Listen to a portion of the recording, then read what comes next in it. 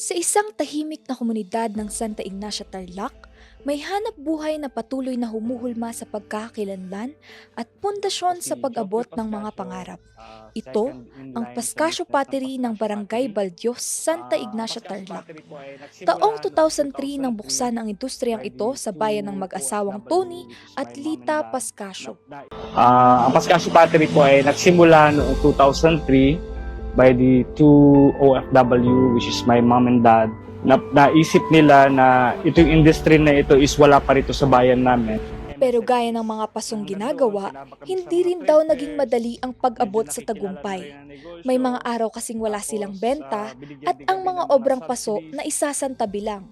Mabuti na lamang daw at nagpatuloy sila sa pagsubok hanggang sa lumapit sa tanggapan ng Department of Trade and Industry o DTI. Sumailalim sila sa training hanggang sa maisabak na ang kanilang mga paninda sa mga trade fair.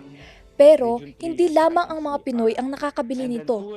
Ang mga paso kasi na-export na sa iba't ibang bahagi ng mundo. Gaya na lamang sa Frankfurt, Germany. Nandiyan ang PGT, may bagong program na dinala kami for the first time doon sa Japan. Nasundan pa ito na hanggang 2020 na for the first time na-invade na natin na pumunta ang exhibition sa Germany. Pero higit pa sa paglago ng negosyo, mas malaki rin ang naging epekto nito sa mga taong nakapaligid sa kanila, mga manggagawang nabigyan ng hanap buhay at mga pamilyang natulungan sa komunidad. Maliit pa lang pwesto nila sa likod palengke. Kaya naman pagtatrabaho nila, nasipag kasi magandang quality. Hindi naman madali ang magnegosyo pero darating at matututo ka at mamahalin mo at doon na magsisimula ang iyong progreso.